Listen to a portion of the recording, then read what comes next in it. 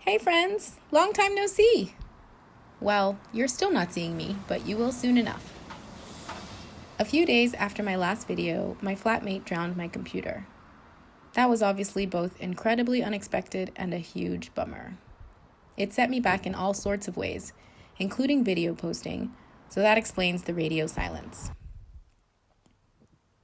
I hope you've all been well as the weeks have drawn on and we continue to fight the coronavirus.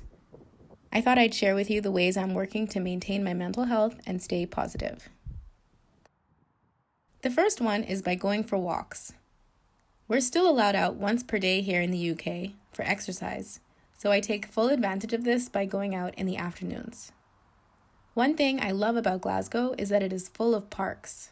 There's a small one about 10 minutes from my flat and two bigger ones 30 and 40 minutes away. Right now, I'm heading to the one that's 30 minutes away, called Bella Houston.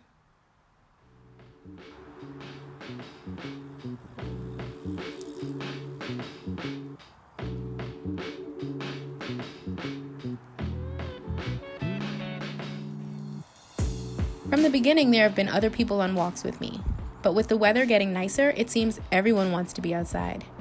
I'm seeing more joggers, lots of cyclists, and families out playing.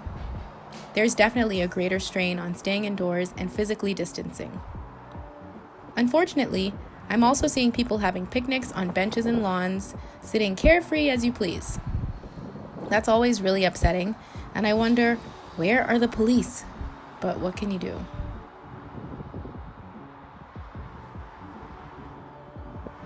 As you can see, the roads and highways remain relatively empty.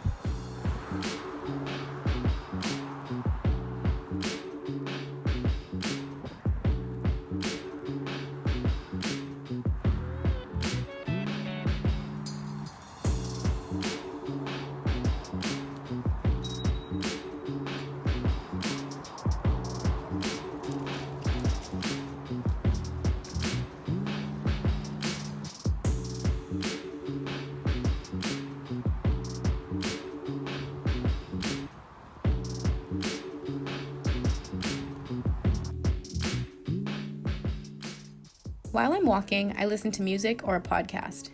And music is another thing I'm really leaning into these days. It's always been a big part of my life, but now I find myself stopping more often to just listen, and to listen on repeat, and to dance. If I'm in my kitchen, then I often find myself reaching up my hands to stretch and wiggle, casting off the stress and making myself smile from the silliness. It feels good.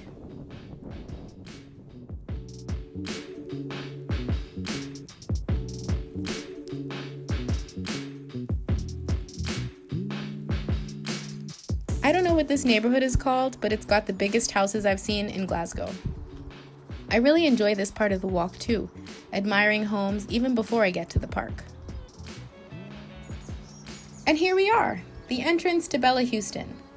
The first few times I visited this park, I didn't think it was very beautiful. But one day I found my way in through these gates and was totally surprised by how the grounds opened up in front of me.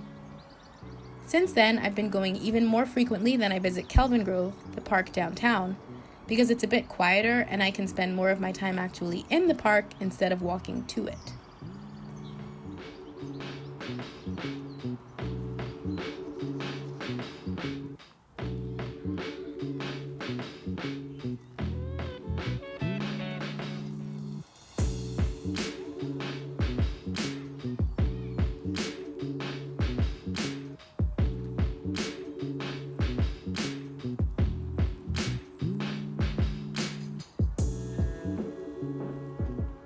Isn't it a gorgeous day?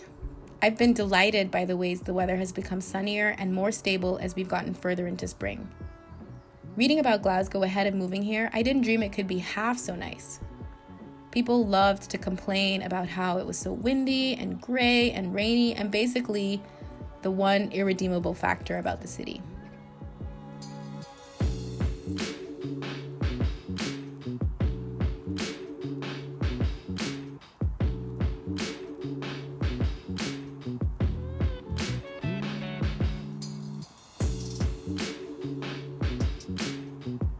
Aside from walks and deep listening to music, I suppose you could say maintaining my eating and exercising habits is another way I'm taking care of myself.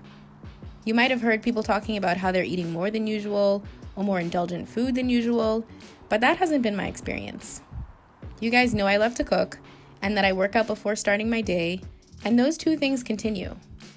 I make myself different kinds of desserts for a treat, chia pudding, mug cakes, or peanut butter cookies, but I don't let my sweet tooth get the best of me.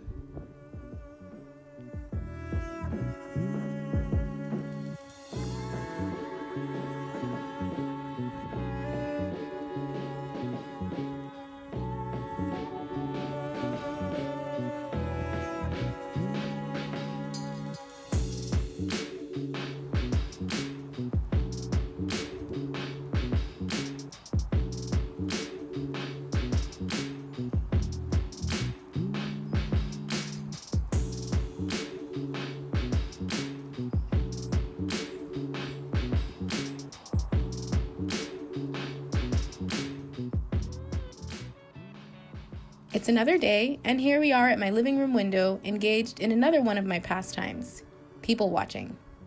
I did this a lot while I was computerless. It's more entertaining than it sounds, and I've learned more about my neighbors than I ever would have otherwise.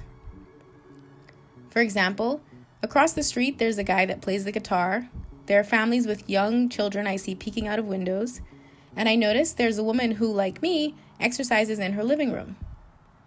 Again, as the weather has gotten nicer, I'm seeing more people outside. Another thing I've noticed is that the street is pretty quiet in the morning, but once we get to lunchtime and the late afternoon, the foot and vehicular traffic really pick up.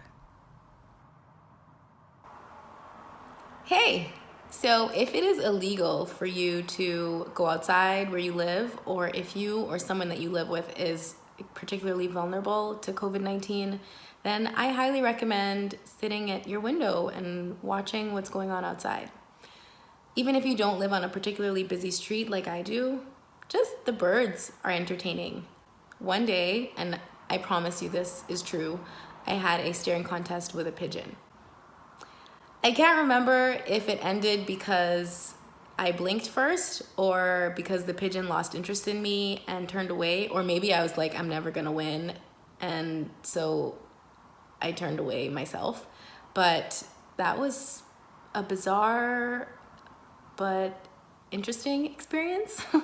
People here feed the pigeons all their leftovers, typically bread, but even things like popcorn. So there are lots of pigeons around, and right on my window ledge, which is how one day I was looking outside, there was the pigeon, and I just decided to stare it down.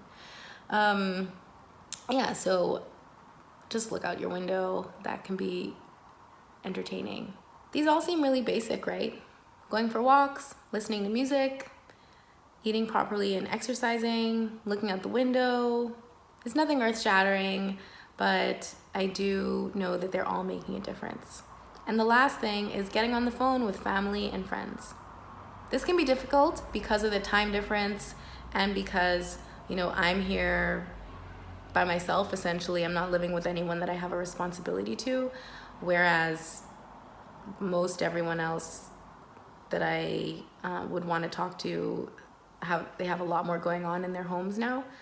But when I do get on the phone, I am always so grateful, and I feel my spirits lift just the way that they do when I'm outside and I get to see the magpies or the flowers in even fuller bloom. The lack of intimacy, though, is still something that is really difficult for me and that I need to work on as much as I can anyway. So I had a conversation with a friend. We were just texting about how I was doing, and I told her, and when she learned that I was having these actual or live conversations maybe twice a week, she said, oh, well, that would explain it, because that's not that often. So I am going to try and get more of those on my calendar. So that's me.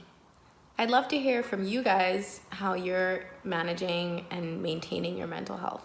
What's the same from my list and what's different? Do you have any suggestions for me? Please leave them in the comments.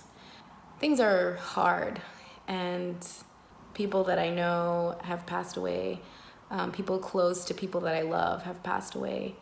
And so for all of my chattering about going on walks and listening to music, I don't want to seem out of touch with reality or like, everything is hunky-dory on my end. I just have to get used to being inside. Every morning I say a prayer of thanks that my closest family members and my friends are all still healthy and with me, because I know that's not true for everyone. I will be back soon, and until that time, I hope that you guys all stay safe. Bye.